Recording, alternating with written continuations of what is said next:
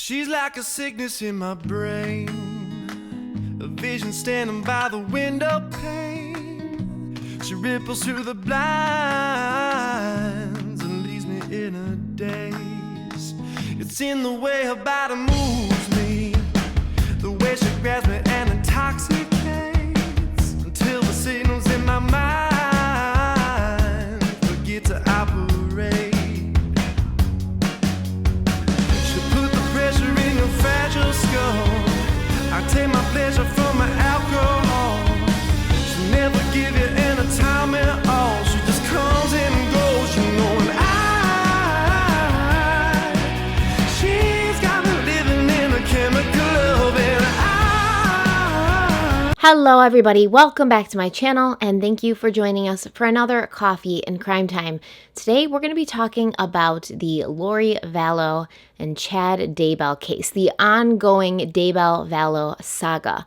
Dateline NBC recently had a 2-hour special on this case, so I watched that, and using that, as well as other new things that have come out, as well as what we already knew, I think I've pieced together a little bit of a better timeline. That way we can have a little more understanding of what happened, when they happened, when all of these players started getting involved. It's tough because this case has so much information and it kind of came out little by little, piece by piece. And we started talking about the missing kids, JJ and Tylee, pretty early on in the case when we didn't really understand what was happening. And as things have started to come out, we're understanding better what's happening. Better, but we don't really understand at all, honestly. We don't understand at all. This is absolutely bananas. And overall, in the Dateline special, I didn't hear a ton of new things that I hadn't already heard. There were a couple of bombshells that I was like, what? That's crazy. But otherwise, you know, it was mostly things that have come out. But like I said, these things have come out piece by piece, and a lot of these things we haven't even talked about in videos yet.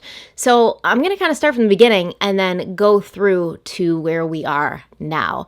And I think that it's going to be easier to understand. And I know just doing that has made it easier for me to understand. We're not using a sponsor for this video, but I do want to remind you a couple of things. If you're new to this channel and you've been watching for a while and you haven't subscribed, go ahead and subscribe. That way you can be notified every time I post new content.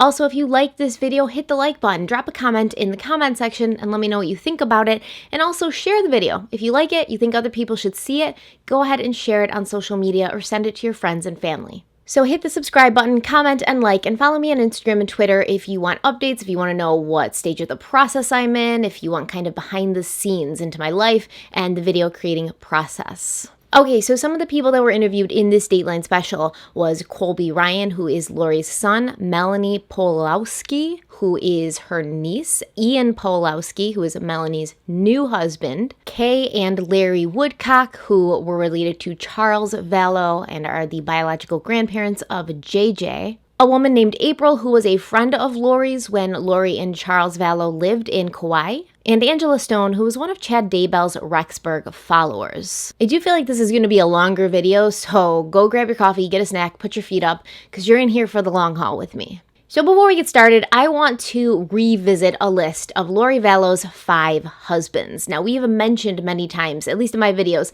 that she's been married 5 times, but we really haven't paid much attention to the majority of these husbands. The attention has mainly been paid to Chad Daybell and Charles Vallow, and in a lesser amount, Joe Ryan. But here I'm going to go through a list of her husbands, and you'll see each of these pop up in the timeline. Now, the first husband that she was married to was a man named Nelson Yanez. This appears to be a boyfriend of Lori's from high school. They weren't married long.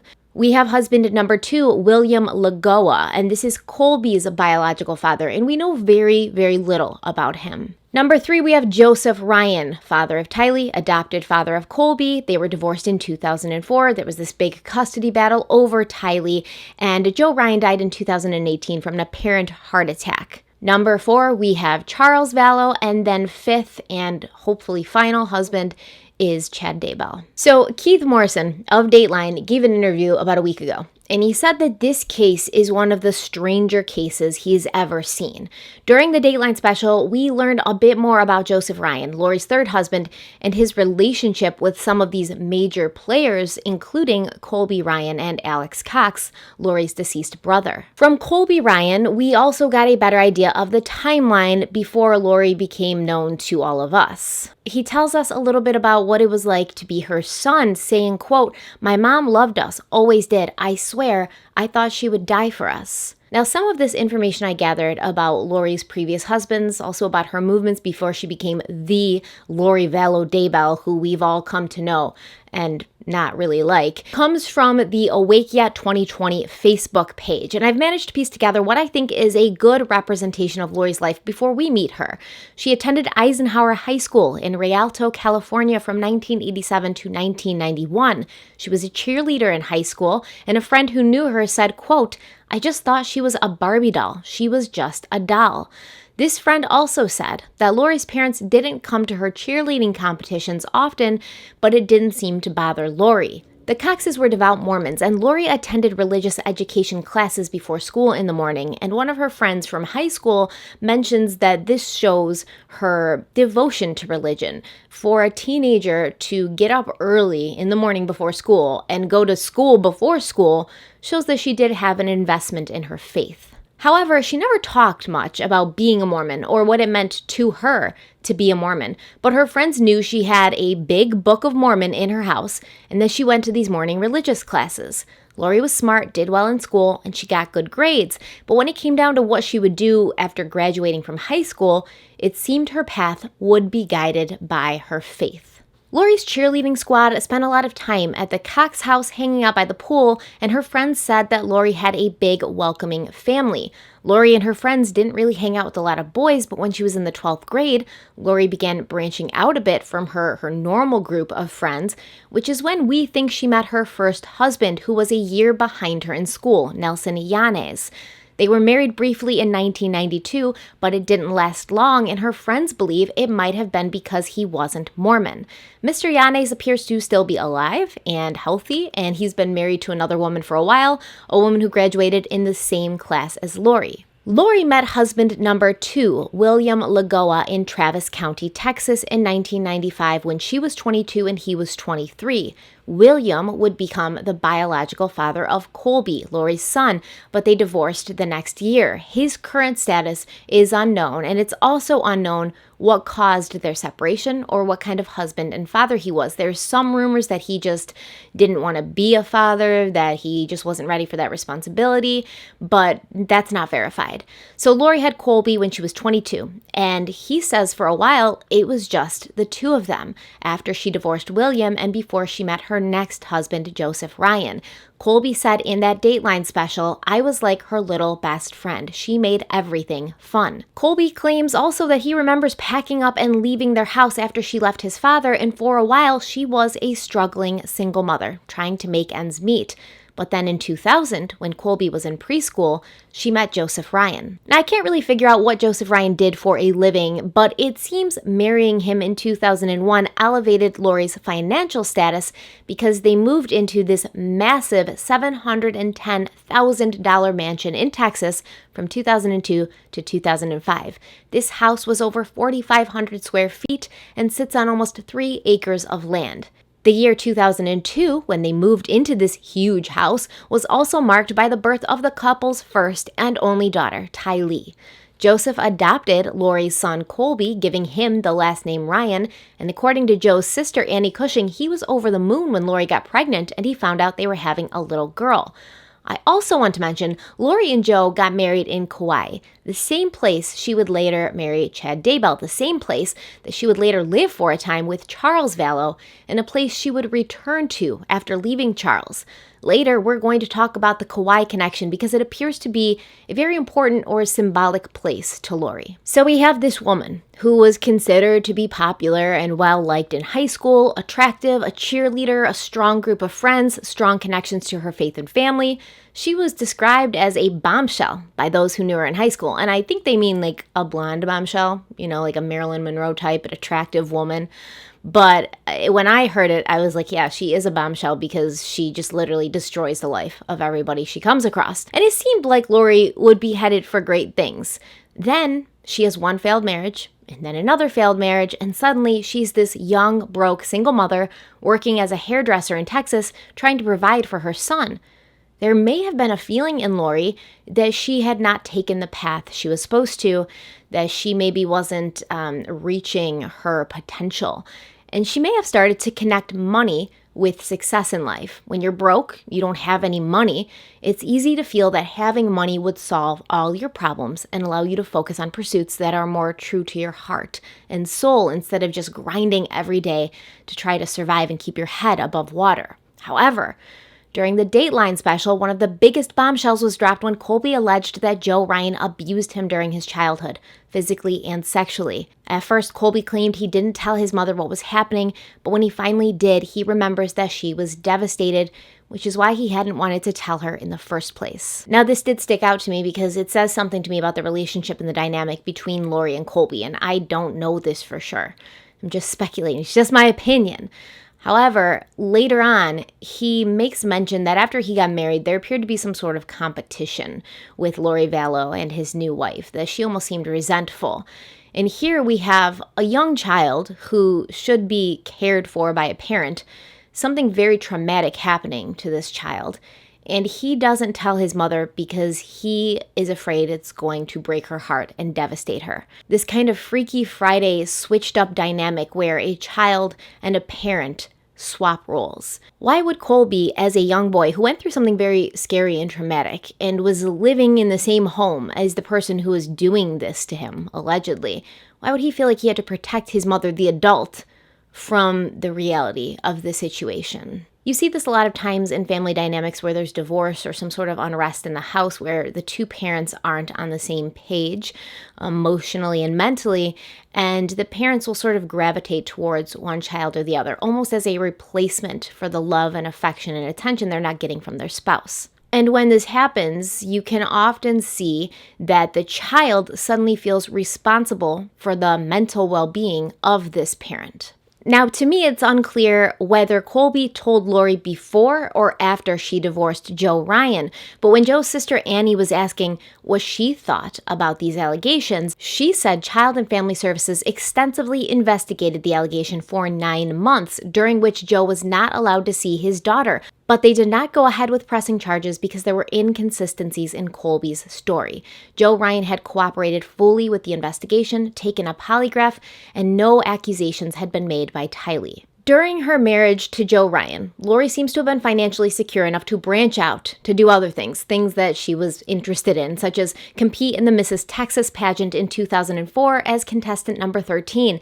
This same year, she was also a contestant on the television show Wheel of Fortune, where she won $17,000. According to friends, Lori would have loved this kind of thing since she had long adored the limelight.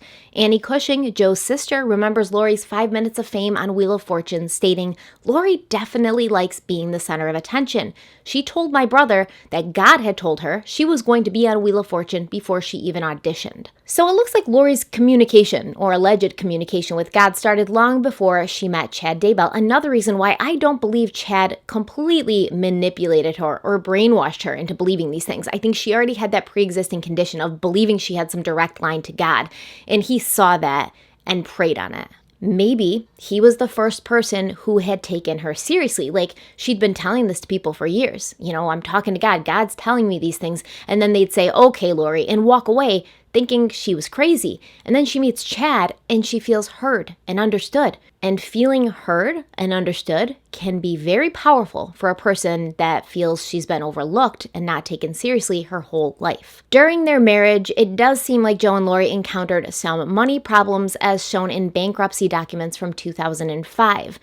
Now, once again, I don't know if this bankruptcy came on the tail of the divorce, like Lori was facing money problems after she didn't have Joe Ryan's income to supplement, or if this was happening before and it was one of the reasons for the divorce. But Tylee was only 18 months old when her father and mother divorced, and it looks like Joe moved out, but Lori stayed in that massive house with her 2 kids.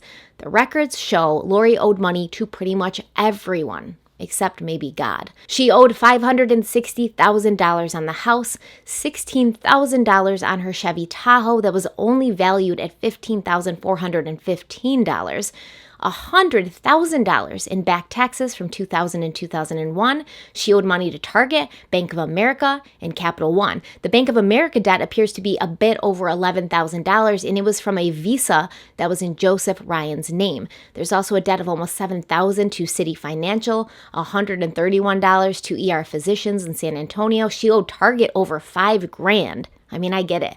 I've been in Target before, many times. It's very easy for you to spend $5,000 at Target. In fact, knowing Lori, I'm honestly surprised it's not more. In hindsight, I can't really blame her for that Target debt because I worship at the church of Target. If you build it, they will come. And I completely understand how she racked up $5,000. I mean, I don't understand why she didn't pay it off, but I understand how she could spend that at Target. In total, her bank and credit card debt came to $28,811, and that's just bank and credit card debt, right? It's not her mortgage, her car payment, her back taxes. It looks like the monthly payment on this house in Austin was $1,900 a month, which is actually incredibly reasonable for that size of a house and land. Texas, for some reason, has these amazing houses, and they're so much more affordable than where I live here in New York. You can buy a house for 3 times the size and quality of your house for the same price. It's amazing. It's just very hot. It's very hot there. So I went through the bankruptcy filing and documents, and Lori had listed her occupation as hairstylist. And she also said she'd been employed as a hairstylist for 8 months at 3300 Bee Cave Road in Austin. According to Lori, her take-home pay was about $5,200 a month, and this included the $1,500 she was getting from Joseph Ryan for alimony and child support. But she told the court that it wasn't enough to live on, giving a list of monthly expenses that showed it wasn't enough to live on. I mean, we've got $1,900 for rent, $500 for utilities and phone bill, $50 for home upkeep and maintenance, $700 for food, $100 for clothing. Girl, let's be honest, you got $5,000 worth of debt with Target. You're spending more than $100 a month on clothing, $100 for laundry and dry cleaning, $250 for medical and dental expenses, $400 for charitable contributions, etc., until we have a total of $6,200 a month, which is obviously over the $5,200 a month she was bringing home. Lori and Joe divorced in 2004, and over the next few years, they would be in a constant custody battle over Tylee. Enter Alex Cox, constant savior and protector of his sister. Lori and Joe were in a parking lot in Travis County, Texas in the summer of 2007 doing a handoff of their daughter, Tylee. You know, they meet at a mutual place, a safe place, a place that both parties agree on, but it's not either party's home. And then they exchange their daughter so that they can, switch custody. It seems like Alex Cox followed Joe into the parking lot, claiming he just wanted to talk. At this point, Alex used a taser on Joseph Ryan repeatedly until someone passing by stopped him, and Joe was able to get away. Afterwards, Alex told several family members that his intention was to kill Joe, and he pled guilty to aggravated assault, serving 90 days in jail. While in jail, it's reported that Alex wrote to several family members asking for Joe Ryan's license and address. So it's not a great family dynamic right now. Lori and Joe are estranged, but they share a child, so they have to be in each other's lives. Lori is living under a black cloud of debt, which is what happens when you try to finance a lifestyle that you can't afford. She's no longer going to be living in her big house or driving her big fancy car, and she's kind of right back where she started. I'm not sure if it was the alleged abuse of her son or the money issues or something else that ended the marriage. And I'm also not sure what Lori told her brother Alex to make him angry enough to want to kill Joseph Ryan. But in 2018, Joe Ryan did die from what was listed as a heart attack, a death that the FBI have currently reopened and are investigating. Here's the strange part of this, or one of the strange parts of this. Joe died at the end of March, but his body wasn't discovered for a week. On April 3rd, police conducted a welfare check at his Phoenix, Arizona apartment after a neighbor claimed that his dog had detected a foul smell coming from it. The police took his body and did a preliminary autopsy, and they notified his next of kin to pass on the news of his death. His next of kin was listed as his ex-wife, Lori Vallow. It's reported that she refused to claim his body and said that the world was a better place without Joe Ryan.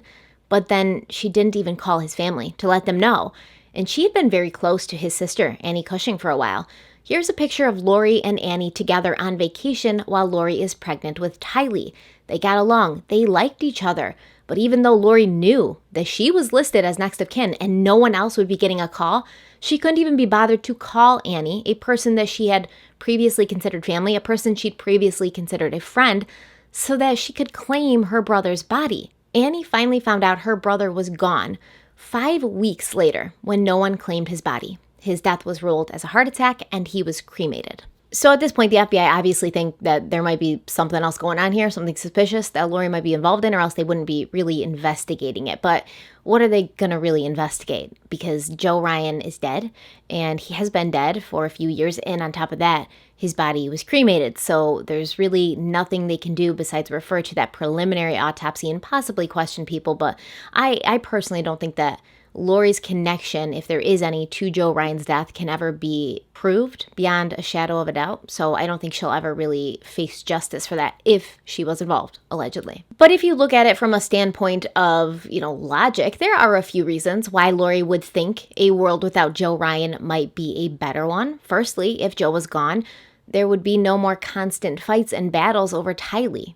Secondly, remember, Lori's still struggling financially, and she was the one who collected Joe's life insurance when he died, telling family that she would be sharing it with Tylee when she was old enough. And you would think a woman who was so done with her ex-husband that she couldn't even be bothered to claim his body or notify his relatives wouldn't want to have anything to do with his money after his death, but Lori had bills to pay. So honestly, in every way, having Joe Ryan out of the picture would make Lori's life much easier. And her brother had made attempts on his life before. Additionally, Annie Cushing claims there was inconsistencies in the autopsy performed on her brother, such as his build being described as heavy when in fact Joe Ryan was very fit, and his height, which was incorrectly given. Even after Lori had been so callous about Joe's death, she requested that Annie fly to Arizona, where they were living at that time, to be there for Tylee. When Annie got there, she noticed that Lori really didn't care at all that Joe had died, and was even discouraging Tylee from mourning for her father. And as a result, there was visible tension between Tylee and Lori. At this point, Cushing also saw that Lori had become obsessed with the end times, saying things like, "Sometimes I think it would be better if I just put my kids in a car and drove off the side of a cliff." A very troubling statement to come from someone who would later be the mother of 2 missing children. Annie texted her daughter at that point, saying she thought Lori might be a sociopath, stating, "I think she's unhinged and untethered from the truth." I concur. So Lori's now married and divorced 3 times, with one of these husbands ending up deceased. Any other woman, I feel like, would have just given up and said, marriage isn't for me. I need to focus on being the best mother I can be, strive to be financially independent for myself and my children, and when the right one comes along, I'll be ready. And if that never happens, I'll still be okay. But I truly believe Lori had gotten a taste of the good life. Big house, nice car, new clothes, wedding in Hawaii. And she was not ready to go back to being a broke, struggling single mother. She needed to find a new husband, and she did in 2006. Lori and Charles Vallow didn't get married in Kauai. They tied the knot in Las Vegas, and by all accounts, the couple had a very happy marriage for a while. As I listened to Colby talk about Charles Vallow, what struck me the most was that Charles was a really great guy. He got along with Colby and Tylee, he treated them with kindness and respect, and he was head over heels in love with Lori. Colby described Charles as being very much a showman, and he genuinely seemed to care about Colby and his sister. Charles's ex-wife Cheryl also had nothing but nice things to say about Charles, which is rare, in my opinion. When 2 people divorce, usually the spouse really doesn't want to say anything nice about the other one. Now, when they met in 1991, Cheryl and Charles were both living in Austin, and they were married within a year. Cheryl said that Charles was very much a salesman, charming, always nicely dressed. Cheryl said, quote, "He helped a lot of people and had a lot of good friends. He came from a big family who was very close. Here was this guy from Louisiana that ended up in Austin." The two were married for 12 years, and they had 2 sons together who adored and looked up to their father very much. In fact, Charles's nickname was Disneyland Dad because he was so full of life and fun-loving. And what I found, funny was a lot of people described Lori that way too. Colby, Melanie, her friend from Hawaii. Lori was fun. Lori was a great mom. Lori truly loved and cared about people. Maybe that is what Charles saw in her, the thing that made him fall for her. But when we come to know Lori, she doesn't seem like a very fun and loving mother any longer, does she? Charles Vallow was the parent we wish we all had, sometimes the parent we wish we could be. He was very involved and interested in his children's lives. He took them fishing, camping, to Boy Scouts, rowing, and soccer.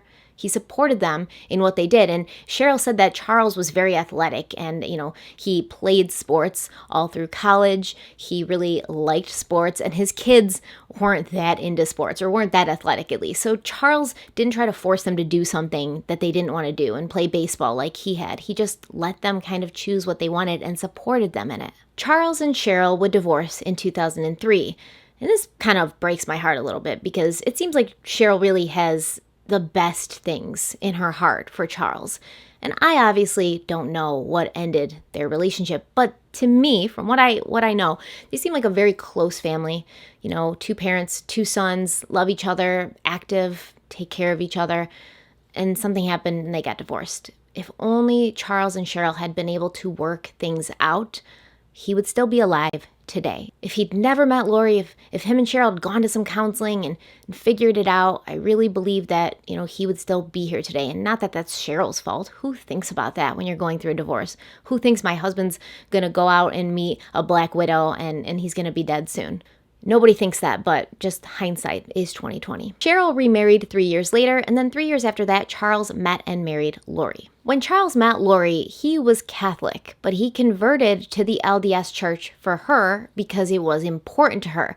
And this is a big deal to me. Religion is not a huge part of my life, but I would have to really, really, really love someone and trust in them in order to convert to their religion. And Charles did that for Lori. He really loved her. He wanted to do whatever it took to make her happy. But it was only a year that Charles and Lori had been married when Cheryl, Charles's ex-wife, started to notice that her ex-husband's new wife seemed unstable. They shared custody of their 2 sons, so Cheryl had some insight into what was happening behind closed doors. Cheryl said, quote, "She just seemed off. There were a lot of strange things going on at their home to the point where a judge ordered cameras to be put in their home to protect the children." I wish we really had some more insight into what these behaviors were that were going on, where a judge felt cameras needed to be installed. But so far, I haven't found anything to specify what that was. If you guys know or have found something, please let me know. So Cheryl and Charles are in custody hearings for their 2 sons at the same time that Lori is having these tumultuous custody hearings with Joe Ryan. And Cheryl gave an opinion that Lori seemed to enjoy being in court all the time and all the drama surrounding it. And the reason Cheryl knew this is because the 2 custody cases became so intertwined that the judge ended up just combining them. Cheryl said, quote, "It was quite odd, but she loved it. That's when I learned she doesn't do what she's told if she doesn't want to. I saw a lot of that in court." And we see a lot of that in court with Lori now. The smiling, the red lipstick, the little tosses of her head every now and then, the micro facial expressions that she wants you to think she doesn't know she's making, but she knows she's making them. She's doing it for the cameras. She loves the attention and the drama. Completely agree. And then suddenly, after all this fighting and battling for custody, Charles announced that he and Lori were moving to Arizona. Once in Arizona, Charles's sons continued to spend time with their father and Lori, school breaks, summers, weekends sometimes, and they'd report back to their mother what was happening there. Cheryl said, quote, "The way they would describe it is that Dad went to work and Lori would leave. She has never had a job that I know of other than being a hairdresser before they were married, but she would leave and go be with her family or other things." So Lori marries Charles, who's well off. He's wealthy. He's doing good for himself. He's a hard worker. And suddenly Lori stops working and she's able to afford this lifestyle that she wanted, that she had a taste of and wanted back, without having to work. So it's really a perfect situation for her. And in 2014, Charles and Lori adopted JJ, and he was an immediate hit with the entire blended family. Now, Colby said something in the Dateline special, like, we asked Charles and my mom, is this what you want to do? Are you sure? We're pretty much grown. Not that they were. Tylee wasn't really that grown. She was still young. But in general, what he meant was they didn't have this newborn baby or a toddler running around. It's a lot of work. Are you sure you want to do this? And apparently, they 100% were. And I think a lot of it had to do with JJ's current situation. Maybe a feeling of obligation to family. I don't know if they would have gone out and looked for a child to adopt if JJ hadn't become in a position where he needed a new family. Anyway, Colby and Tylee were very, very fond of JJ. They loved him enough. Colby said it was hard not to love him. He made it impossible to not just love him with your whole heart. And Colby even said that Tylee took on a kind of mother role to JJ, which you can see in the videos and pictures of Tylee and JJ, how close they are, how much she loved him, and how much she felt protective over him. Cheryl says her sons also adored JJ and thought of him as their brother. And even though they didn't get married in Hawaii, in 2014, Charles and Lori moved with the kids to Kauai, where they owned and operated a small juice business. And Charles became a youth leader at the local LDS church there. Charles and Lori really, really got along. And why wouldn't they? His main goal was to make her happy, whatever it took. And she's now married to a well-off man who worked hard so she wouldn't have to, who had the means to bring her to live in paradise. It was while living there that Lori met and befriended a woman named April Raymond, who we also see interviews with in the Dateline special. April and Lori hit it off, according to April. They both had kids around the same age. They both had been divorced, and April described Lori as really fun to be around, really positive, full of energy, full of life. And April says something else that stuck with me. She said she felt drawn to Lori, like meeting her was fate, like it was meant to be. And I think this is the same impact that Lori's had on her husbands, but I think it's calculated. She meets someone and she dazzles them with her smile and her energy, her love of life, her upbeat attitude. She's charismatic. She aligns herself with people, finds out what they have in common, and focuses on that.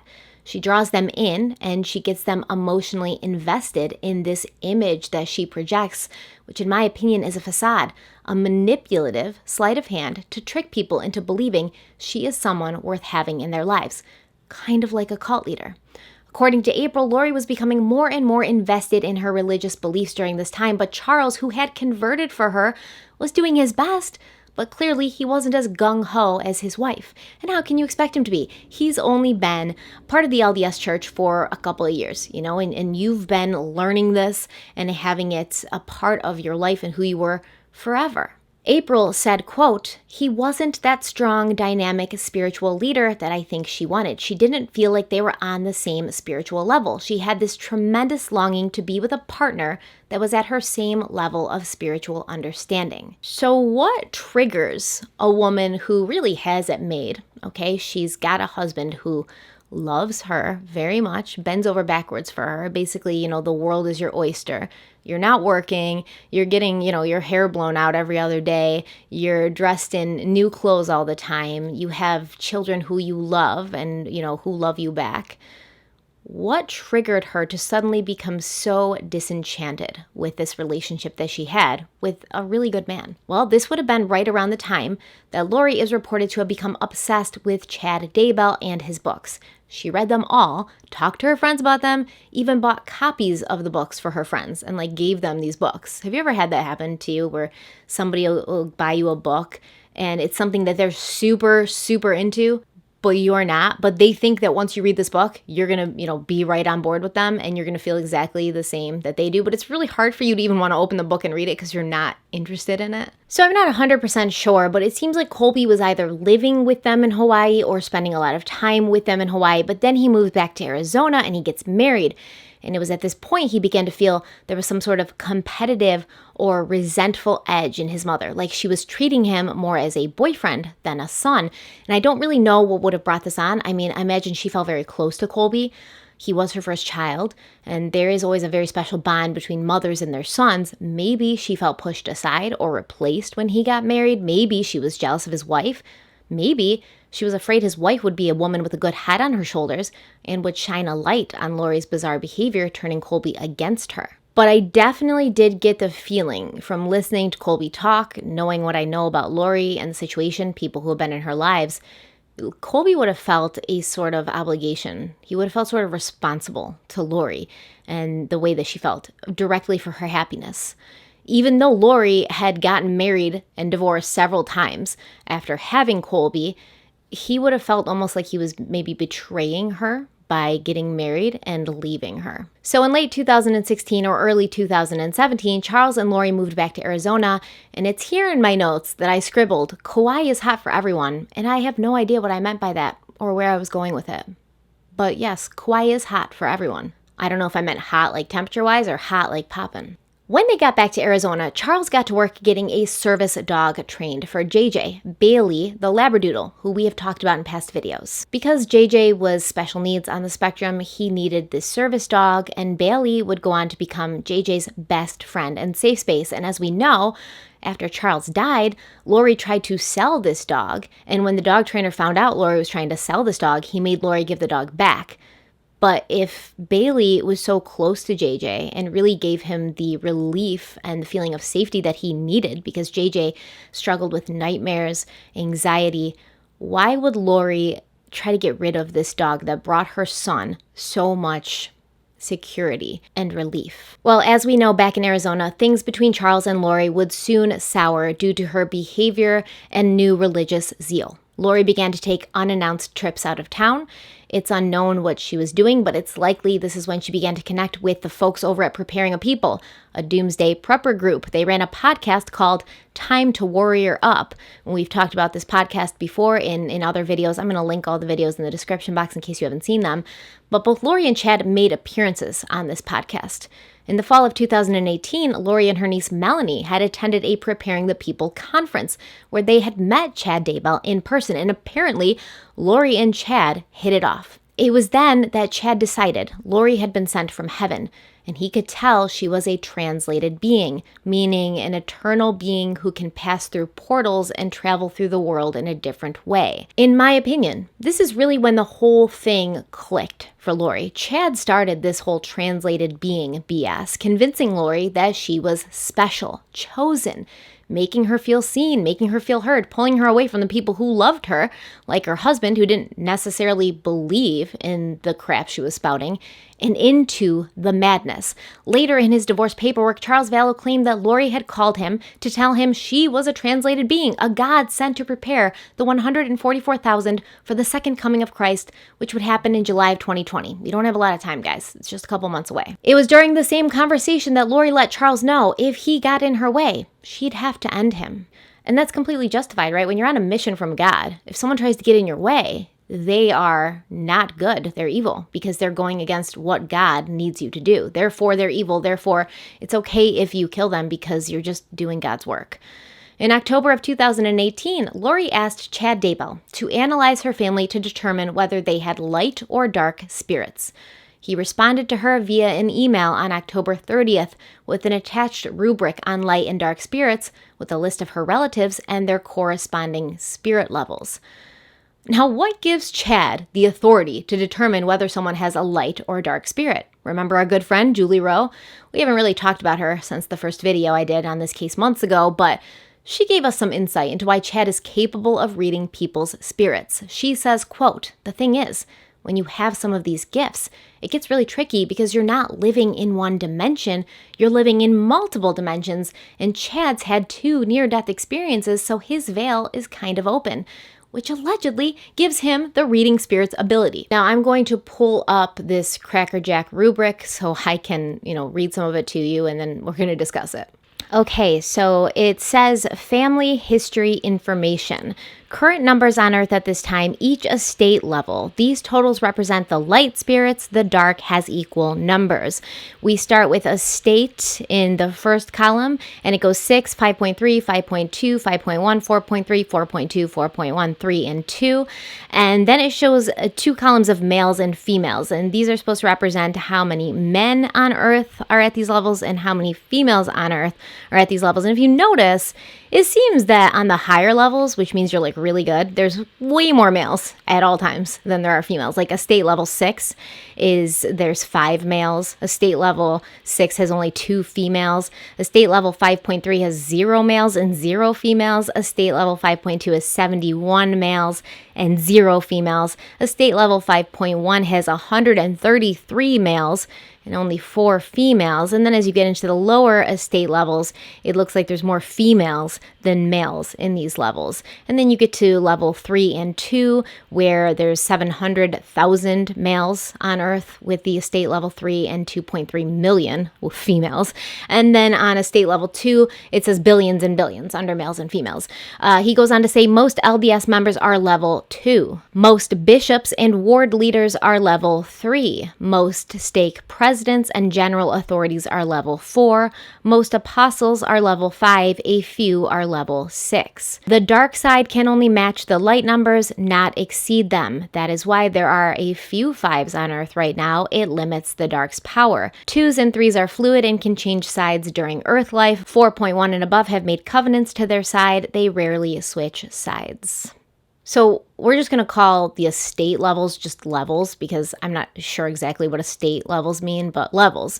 Now, Chad believed that when members of the LDS Church died, they would be reborn and elevate or graduate to the next level. And there's always going to be an equal amount of light and dark spirited people to maintain balance. Of course, it makes complete sense. So if you're at a high level of light, you're extra good. And if you're at a high level dark, you're extra bad.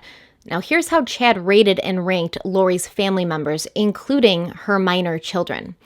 Her first husband was rated as a 2 light. Her second husband was rated as a 2 dark. Her son Colby was a 3 light, and his wife a 3 dark. Joseph Ryan was given a rating of 4.3 dark, and after his name, It's Written, is now sealed away. Lori and Joe's daughter, Tylee, is given the rating of 4.1 dark. Then we have Charles Vallow, who is given the rating of 3 light, in parentheses, after his name is written 1700s London, which I think is supposed to signify a past life of Charles's. Charles's first wife, Cheryl, is given the rating of 2 dark, and Chad has rated Charles and Cheryl's sons as well. One is a 3 dark and one is a 3 light. J.J. Vallow is given a rating of 4.2 light, the highest of the light ratings in this list. Now, it may seem confusing why Charles was rated as a light spirit, but Lori seemed so venomous towards him. And that's how I felt at first. But then I remembered that at this point, Lori no longer believed Charles was in control of his own body and soul. The demon Nick Schneider had taken him over. As far as Lori was concerned, Charles was already dead. And it is also confusing to me how Chad Daybell could rate all of these spirits, having met none of the people attached to these spirits. But I guess when you live in so many different dimensions and your veil is so open, it's easy to just pop over and read someone's spirit real quick. In reality, though, Chad most likely developed this list after talking to Lori about each of these people. We can see her biases reflected in these light and dark ratings.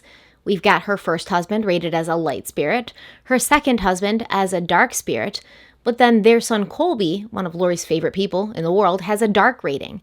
But his wife is rated as being dark, a woman that Lori doesn't seem to be very fond of and has even become competitive with after Colby married her.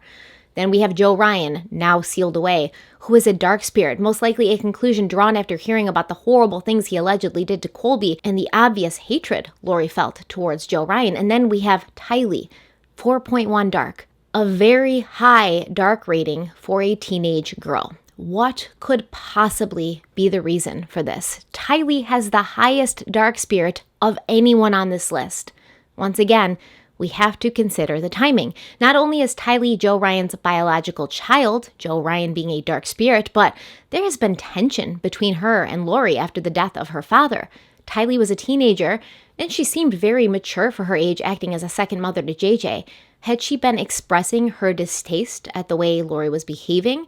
Had she and Lori gotten into an argument after Joe died and Tylee defended her father, which caused Lori to feel that her daughter had taken sides, the dark side? And Chad says in this email, 2s and 3s are fluid. They can switch sides at any time during Earth life. 4.1 and above have made covenants to their side. They rarely switch sides. According to his conclusion, Tylee was a dark spirit who had made a pact with the dark side and it was very unlikely she would ever come to the light side. Why would Chad Daybell, a grown man, a stranger to Tylee, set Lori against her own child in this way? And do you know who told Lori that her husband, Charles Vallow, had been taken over by a dark spirit named Nick Schneider? Chad Daybell, in an email from January of 2019. 2 months after this Preparing a People podcast began and Lori was getting mixed up with these people, Charles Vallow filed for divorce from Lori, stating that she viewed herself as a god preparing for the second coming of Christ. We have covered this pretty thoroughly in other videos, and I'll place the links to those videos in the description box if you haven't seen them yet. Something new I discovered since recording those videos is the way Lori was making moves to remain the beneficiary on Charles Vallow's life insurance even after becoming estranged from him. Charles filed for divorce in February, and on February 25th, he wrote an email to his insurance company which said, "I request an investigation as I believe it's my soon-to-be ex-wife who fraudulently placed a password on the account. I want to change the beneficiary to my sister, Ethel Kathleen Woodcock. I have an order of protection against Lori Vallow as she has physically threatened me within the last 30 days. In another email Charles wrote, he said, "I've been locked out of my own life insurance policy until further notice. If anything should happen to me before I get all of this fixed, my beneficiary is Ethel Kathleen Woodcock, my sister. She will use it to take care of JJ. I want nothing to go to Lori or any member of her family." Lori was removed as the beneficiary. But the thing we need to realize is she didn't know that. She never knew that. As far as she knew, when Charles Vallow died months later, she was still going to be the recipient of a small fortune, and money seems to be a motivator for Lori in almost everything she does. Very ungodly of her, if you ask me. And why is this important?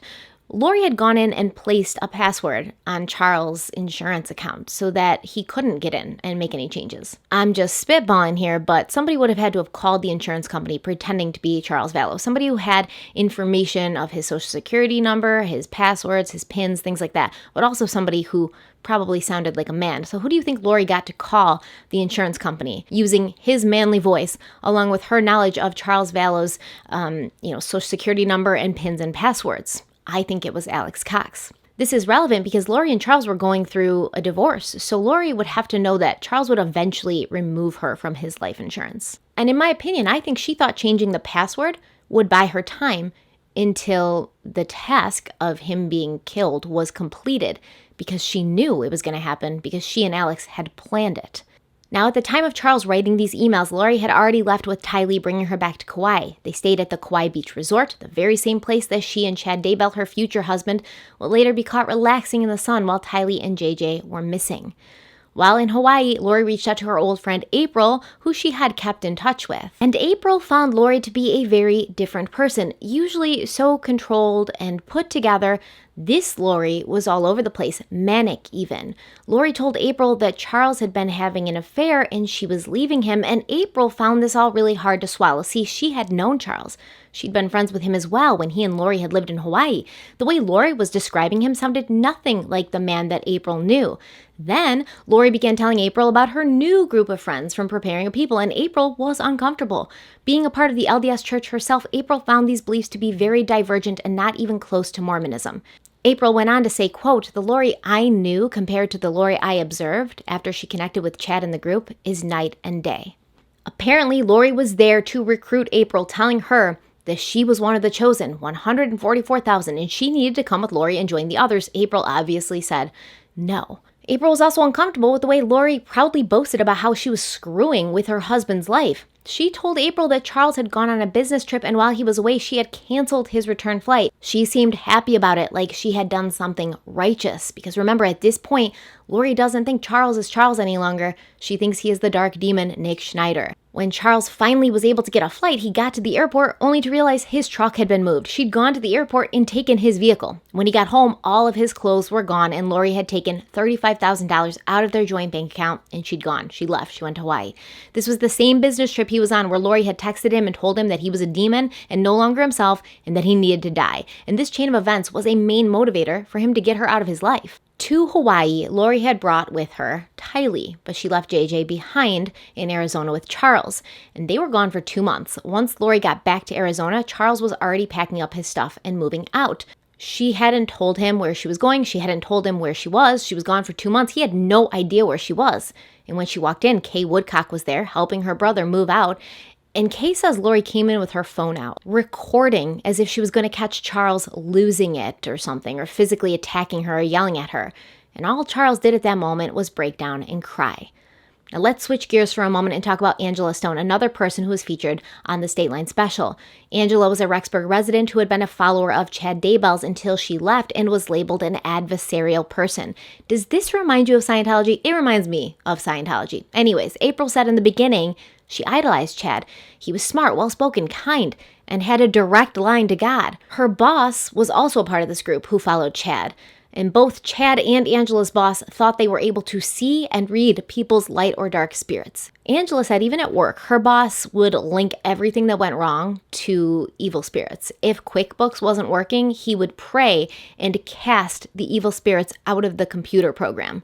These people were doomsday preppers. They spent thousands of dollars collecting food, supplies, and survival gear.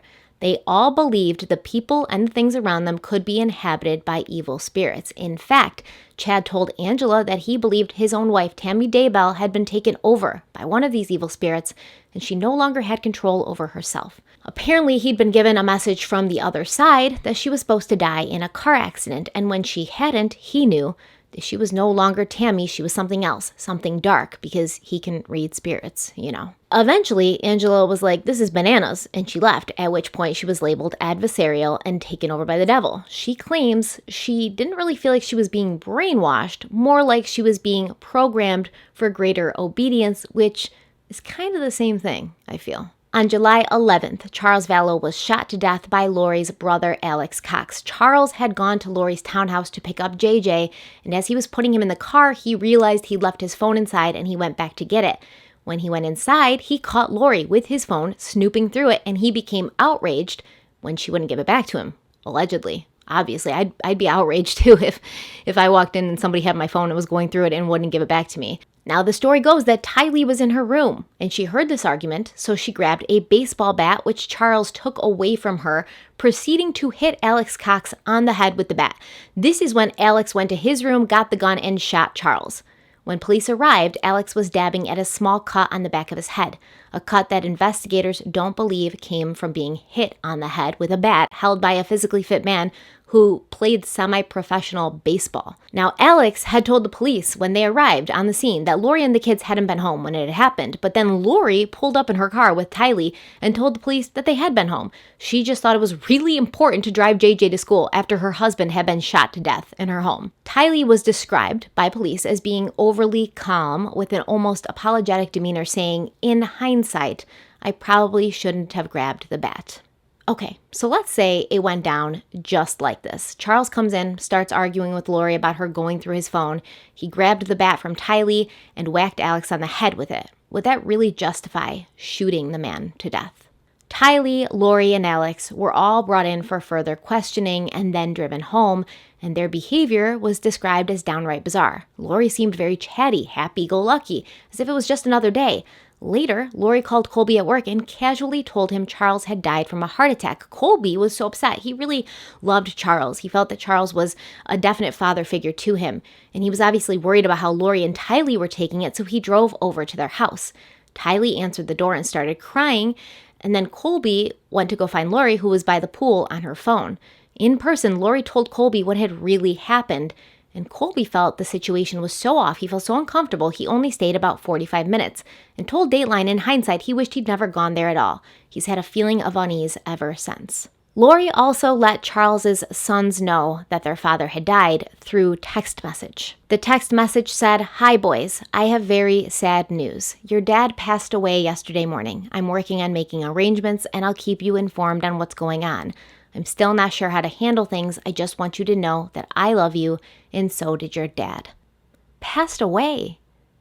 Passed away. That's a funny way to put it, considering that your brother shot Charles to death in your house, allegedly in front of you. And you tell his kids this in a text message? Come on, girl. Come on. That's cold, even for you. They tried to call her. No answer. They texted her back with questions, obviously, and she only responded with vague answers. They had to end up searching the news reports from Chandler, Arizona to find out what really happened to their father. According to Cheryl, she doesn't believe the series of events. She said she was married and divorced to this man, and he never raised a hand to her. He was never physically violent, and he didn't have that kind of temper. Kay and Larry Woodcock also believed that Charles was ambushed, that it was planned, a plot to get his life insurance money, a plot that Lori had roped her brother into, a brother that would do anything for her, who had attacked and threatened her husbands in the past. Lori's friend April feels the same way about Alex. She always thought he was a bit off and fiercely protective of Lori. He'd do anything for Lori, and he'd often proudly talk about how he tried to take out Joseph Ryan for her. A very weird dynamic, if you ask me. Now, a friend of Alex's was also featured in the Stateline special. Her name's Mary, and she knew Alex from the Phoenix stand-up comedy circuit, where he would often perform in clubs and open mic nights. Who knew? She said she thought of Alex as a little brother almost, finding him very sweet, very funny, a kind person, but when she saw the police body cam footage from the day of Charles Vallow's death, she was taken aback. She said she had seen Alex on stage enough times to know when he was performing, and in that video, his mannerisms were off. He wasn't behaving as he naturally would. It was as if he was acting, reading from a script. She could tell that he was lying. Mary also doesn't think that Alex would have done this of his own free will. Instead, he would have done this in his role as his sister's protector and defender. So Charles is dead. Lori is salivating over this big check she thinks she's about to receive, but it doesn't come. Once she figured out she wasn't getting the money, she angrily texted Kay a picture of the beneficiary form, and 7 weeks after that, she visited Colby and told him that she and the kids were moving. At first, he thought that she meant they were moving houses. Of course, why would you want to stay in a place where someone had been killed? But then she told him this wasn't the case. She was moving someplace cold, and she couldn't tell him where yet. At this point, I feel like Colby was just done. Like, this is all getting too weird, too bizarre. He said he was almost happy to hear that they were leaving because he just didn't want to deal with it anymore. But he was, of course, worried about JJ and Tylee. He wanted to make sure that Lori was going to give them a safe and stable place. And that's really all he could have asked. Even if he wasn't able to see them or she couldn't even tell him where they were going, he wanted to make sure that they had some stability in their lives. Part of him was really glad to have Lori further away, out of sight and out of mind, but he was worried about Tylee and JJ. As we find out, his concerns were very valid. Okay, so we've covered a lot. In the second part, we're going to talk about Lori's move to Rexburg, further email correspondence between herself and Chad, which shines a light on what kind of things were being put into her head. We're going to talk about Melanie and her new husband, Ian, and the kinds of things they've gotten themselves into. We'll also talk about Alex Cox, his death, his recently released autopsy. We'll talk a bit about Tammy Daybell and how her autopsy is being sought after by Lori's defense lawyer.